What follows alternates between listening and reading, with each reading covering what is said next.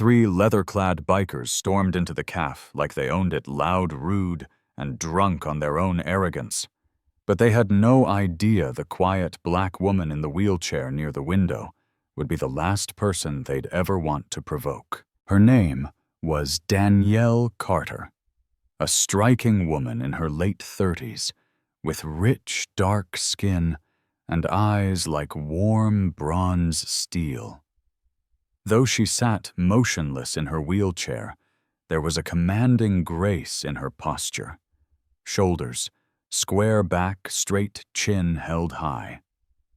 Hidden beneath her black jeans were 2 prosthetic legs, reminders of a battlefield sacrifice she'd made as a Navy SEAL to save her entire team.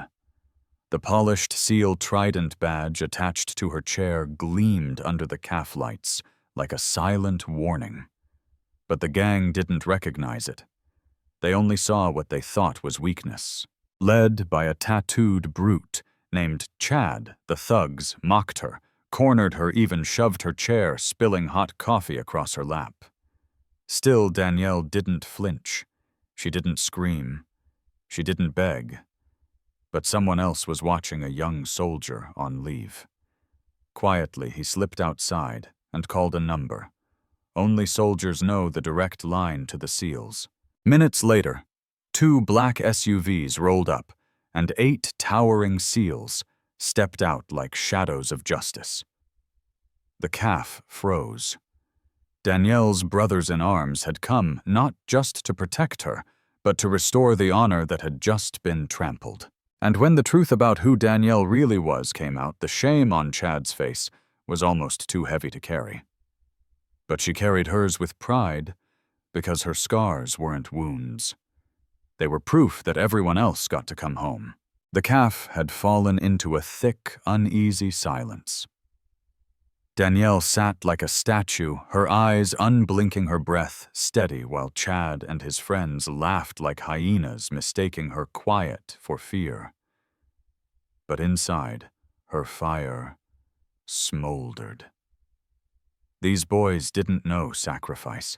They didn't know what it meant to crawl through sand with broken limbs, to drag a teammate to safety, or to lie in a hospital bed for months, relearning how to live without legs.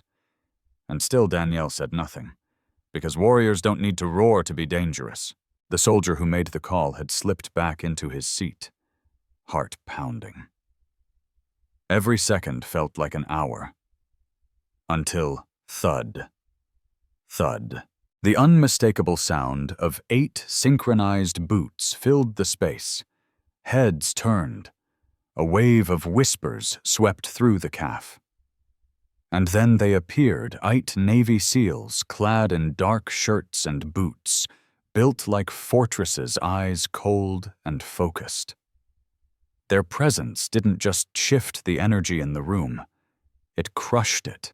Danielle lifted her chin just slightly, her lips twitching into the faintest knowing smile. The lead SEAL. Master Chief Raymond Knox stepped forward. His gaze swept over the bullies, then landed on Danielle. For a heartbeat, his hardened face softened with something deeper than respect. It was reverence. Then his voice dropped low, barely above a growl. "What were you doing to this woman?" Chad stammered. Nothing. We were just talking." Knox pointed at the trident on Danielle's prosthetic leg. "That's not a sticker. That's earned through blood and fire so punks like you can sit in cafes and feel brave." Then turning to the room, his voice rose. "This is Master Chief Danielle Carter. She jumped on a grenade 5 years ago to save her entire team. Every one of these men behind me is alive because of her." One of them stepped forward, voice cracking. "I have a wife and 2 kids because of her. That blast took her legs but gave us our lives." The cafe was no longer silent. It was sacred. Chad's face drained of color. His arrogant smirk collapsed into a hollow shell of fear. The same mouth that had spat insults now trembled silent. Surrounded by 8 SEALs whose eyes could cut through steel, he stood exposed, not just as a coward, but as a fool. His friends, once so loud, shrank behind him, their bodies stiff, their hands twitching with panic. Master Chief Knox didn't shout. He didn't need to. His presence alone weighed down the air like a storm rolling in. He leaned in close to Chad, his voice cold enough to freeze fire. "You are going to apologize to Master Chief Carter. Right here. Right now." Chad's knees buckled slightly as he turned to Danielle. She didn't gloat. She didn't flinch. Her face remained calm, but her eyes burned with a quiet fire.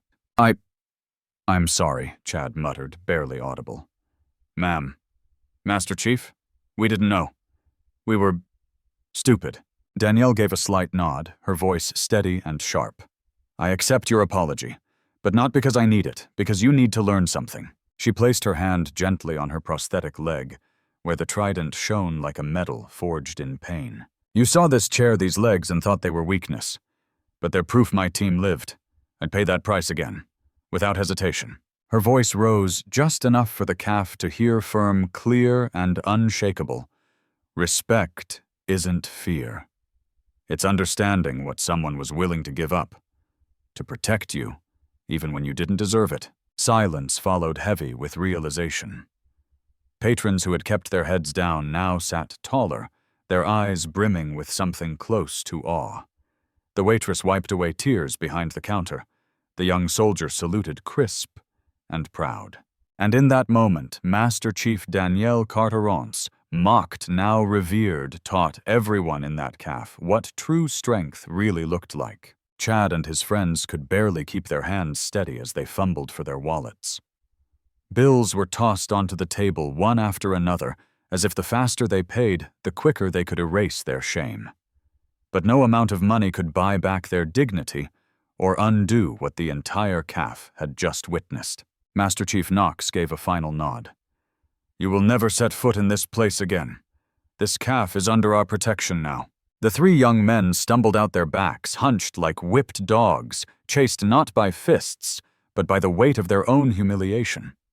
The door shut behind them with a solid click, and the silence they left behind was soon broken by applause. It started softly. One pair of hands, then another.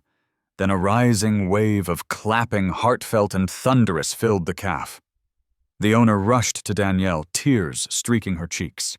"You will never pay for a meal here again," she whispered, her voice breaking with gratitude. Danielle blinked, taken aback by the swell of warmth around her. The waitress who had cowered earlier now stood taller, her eyes locked on Danielle with admiration. Customers approached, shaking her hand, some simply placing a hand over their hearts in silent tribute. The young soldier who had made the call approached and stood at attention. With perfect form, he saluted her not as a victim, but as a legend. The SEALs pulled up chairs, forming a circle around their former commander, not for security, but for something far deeper belonging. They ordered coffee, joked in hushed tones, sharing memories of fire and survival only they understood. The calf, once a scene of cruelty, had become a sanctuary of loyalty and love. Danielle looked around the room at her brothers, at the people who now saw her truth. And for the first time that day, she smiled. Not out of pride or victory, but because she knew she was never alone. She never would be. As Danielle sat surrounded by her fellow SEALs, the tension that had once gripped the calf dissolved into something tender, a rare kind of peace. Laughter bubbled up in quiet bursts as stories flowed around the table, filled with inside jokes, battle scars, and memories stitched together by fire and loyalty. The once tense space now felt warm, almost sacred, as if a protective circle had been drawn around Danielle by the very men whose lives she had once saved. Outside, dusk began to fall, casting a golden hue across the calf windows. The last rays of sunlight touched the trident on Danielle's prosthetic leg, making it gleam like a beacon. People still glanced over from their table, not out of pity, but with reverence. They had come to drink coffee. They had ended up witnessing something unforgettable. One elderly couple approached quietly, the woman placing a hand over her heart.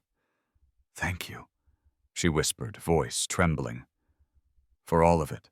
Danielle nodded softly. It was never just for us. It was for everyone. A little girl no older than 7 tugged at her mother's sleeve and pointed. "Mommy, is she a superhero?" The mother smiled through tears. "Yes, baby, she really is." Danielle heard it. She didn't turn around.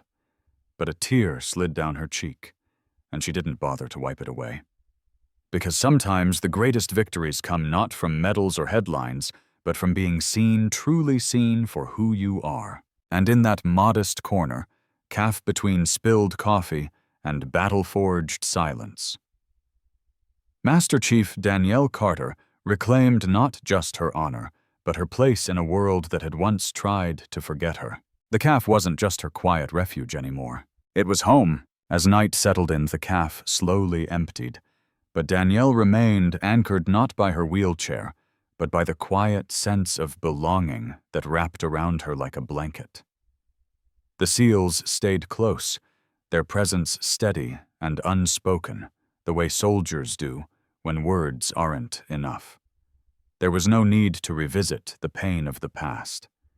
Instead, they laughed about old missions, bickered over whose aim had gotten worse, and traded stories that only those who've shared danger can truly understand. But Danielle knew that what had happened today was bigger than a few thugs learning a lesson. Today reminded the world that scars are not shameful. They are the receipt of courage. Her prosthetic legs, they weren't signs of defeat. They were symbols that everyone else came home. As the last of the lights dimmed and the seals prepared to leave one by one, they hugged Danielle. Not like she was fragile, but like she was still their commander, still their shield, still their raven. When the young soldier who had made the call stepped forward again, Danielle placed a hand on his shoulder. "You did the right thing," she said. "You didn't freeze. You remembered who we are." He nodded, emotion catching in his throat. "I just did what I thought you would do, Mom." Outside, the night was cool and calm. The kind of calm that only comes after a storm has passed, when truth has been spoken and dignity reclaimed. And as Danielle wheeled herself to the curb, looking up at the stars that had guided her through so many long nights before she smiled. Because sometimes the battle is not about bullets or bombs, but about respect. And today, she had won that war without ever having to stand. The calf was nearly empty now, but the echoes of what had happened lingered in the air, like the fading notes of a hymn. Danielle sat by the window, watching the glow of passing headlights flicker across the pavement. Her fingers lightly traced the edge of her coffee cup, now refilled and steaming gently. But her mind wasn't on the drink. It was elsewhere, on the weight of what had been reclaimed. Across from her, the young soldier remained seated quietly sipping his coffee, unsure whether to speak or simply share the silence. Danielle finally broke it.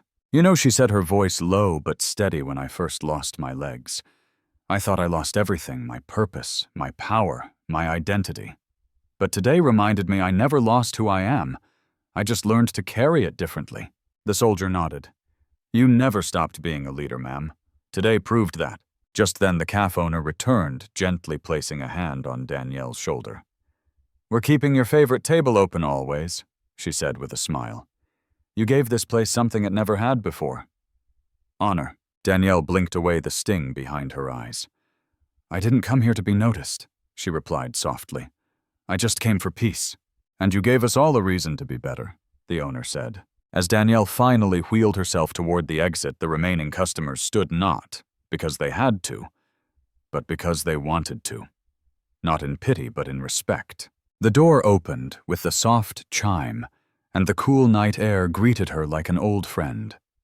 Behind her, the lights of the calf glowed warmly, as if they too understood the magnitude of the moment. Danielle Carter had walked into that calf for quiet. She left it a legend. Outside, the night was still and calm, but Danielle felt a quiet storm of emotion rising within her, a mixture of peace, pride, and something she hadn't felt in years' closure. As the SUVs pulled away one by one, she sat under the amber glow of a street lamp, watching the taillights fade like embers in the dark. She wasn't alone anymore. Not in presence, and certainly not in spirit. The young soldier stood beside her, now hands tucked in his pockets, his eyes fixed on the stars above. "Master Chief," he said after a long pause, "do you ever miss it? The missions, the chaos?" Danielle smiled faintly. "Every day. But not because of the adrenaline. I miss the purpose, the clarity. You always knew what you were fighting for."